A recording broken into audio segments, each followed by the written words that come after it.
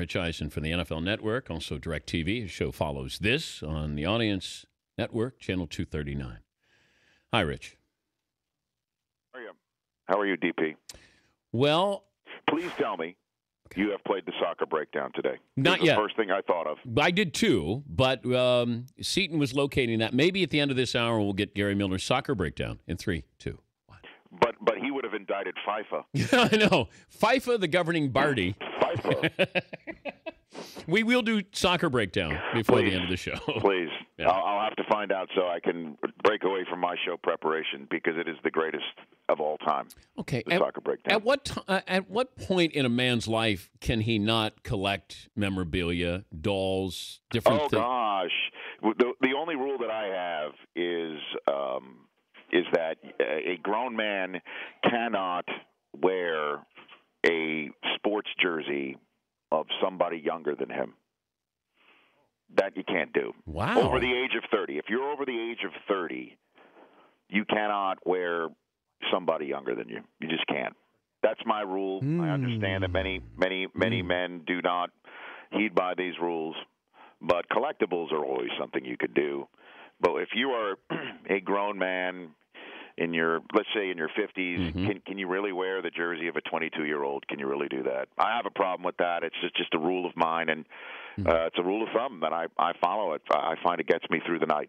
That is shocking. Why? It's just shocking. I mean, that's. I mean, if you're over the age of, if you're a 40-year-old man, you have to go throwback from somebody from your day, right? From your childhood, from people that you grew up as you said at the top of, I believe, this hour, your guy, your scrapbook, right? Yeah. So, that's what you need to do, in my mind. But collectibles are go for it. Certainly if they're, but don't you think of all the parts of your Bob Knight bobblehead doll to explode? It's the head. Don't you think that that's appropriate? That's still a keepsake in my mind. Just with the head that looks like it was blown off? That's what he's done. Is his head's exploded. It's perfect. Of all of it, you should just have. Here's what you should do. You just put the bobblehead with the exploded head back up in its place. There you go. And then when it all comes down to it, have one of the Danettes. Have one of the Danettes put a makeshift chair next to it, and you got it. There you go. It is very disturbing, and we just found out we have a ghost here in the man cave that we just found out about a guy who died in the man cave before we renovated here. Was he from Bloomington, Indiana? No, I don't think so. But we think that his name is Jeff, and he does weird things around here. And the Danettes won't stay in the man cave anymore because they hear voices. Look, Dana, I mean, I think the remake of Poltergeist is out or coming out. Maybe you need somebody to clean the house, if you will. Just figure it out. Put it on the DirecTV tab. Figure it out. That's all. Do you like being scared? No, I'm not a fan of those movies. Yeah. I'd rather see a comedy. I heard the first half hour of this hour. The Sting is my favorite movie, number one overall. I had Ray Liotta on right after you left the studio on Friday, Dan. And Goodfellas is another of my favorite. That's like 1A. The Sting is still one of my all-time favorites. I mean, that's a perfect movie. I know that a lot of people think that it really wasn't shot well, that some of the lighting was a little off, but I just think it's fantastic. The great Henry Gondorf, Paul Newman, Johnny Hooker, Robert Redford, who was Brad Pitt, obviously, before Brad Pitt. I agree with you. And Robert Shaw, Doyle Lonigan. From 5 Points in New York. Come on, man. How about the train scene when Newman comes in, acts like he's drunk, and he keeps mispronouncing the guy's name? Oh, yeah. Linneman. It's Lonigan. You're going to get yourself another game. It's fantastic. The train scene is great. Oh, put one on his ears, fix a deck, 3 and 9s. 3s and 9s. It's just, 4 jacks. He cheats better than you. I could go on and on. That's one of my faves of all time. But a collectible, I've got a signed Goodfellas poster that I've had for years. When Ray Liotta came in last Friday, he walked through the hallway and he saw the signed Goodfellas poster, him and De Niro and Pesci and Scorsese. I got it at a charity golf tournament. I forget which one, but I've had it for well over a decade. And Liotta's like, that's not my signature. I'm like, no. what? He goes, that's a Fugazi. And he dropped an F-bomb before the Fugazi, which, by the way, that speaking about raising money for charity, having Ray Liotta come in any part of your world and say something that you own is an effing Fugazi, I think could garner a lot of money for charity, and I got it for free.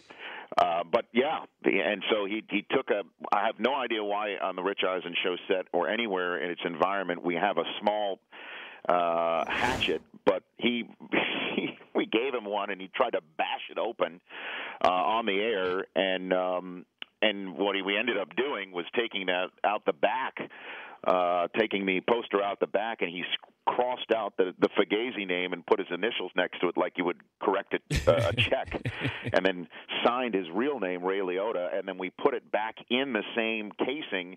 So part of this keepsake now, this collectible, is the crack on the plexiglass created by a hatchet wielded by Ray Liotta, and the crack is right over Ray Liotta's forehead on the movie poster. It's perfect, and we're going to mount the hatchet that we had him signed to. Nice. That's so, and I'm a 45-year-old man. Collectibles are great. He's bring it full circle. Rich Eisen of the NFL Network, DirecTV. This just in: the Texans are going to be on Hard Knocks. Ah, okay. So we get J.J. Watt, the return of Clowney. Will we get J.J. Watt? I like Bill O'Brien. He's good. He's going to be good TV. But will we get J.J. Watt? Because normally you don't get the marquee guys on Hard Knocks. No, I think you'll see him behind the scenes. I think that'll be great. And watching his preparation, I hope he does let us in on that because so many people are curious.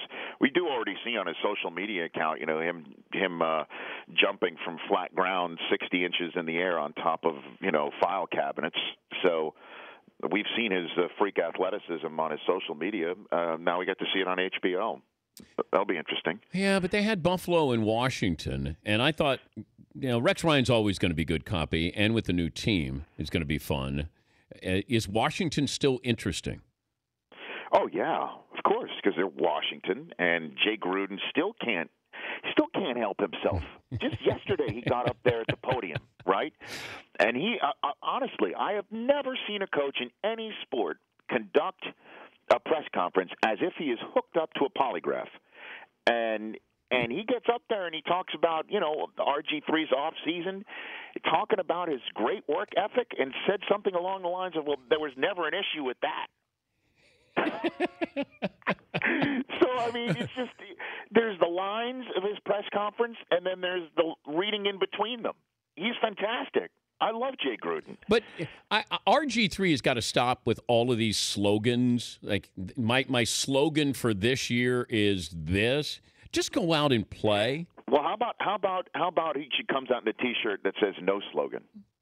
The slogan of no slogan is better than the other slogans. He's got to stop. Somebody's got to say no. Just do it. Just play. That's all. Yeah. That's your slogan is let us come up with your slogan, not you. How about this one? Gunning for Colt. Right? You got that one because he might be behind him on the depth chart by week 2 of the preseason.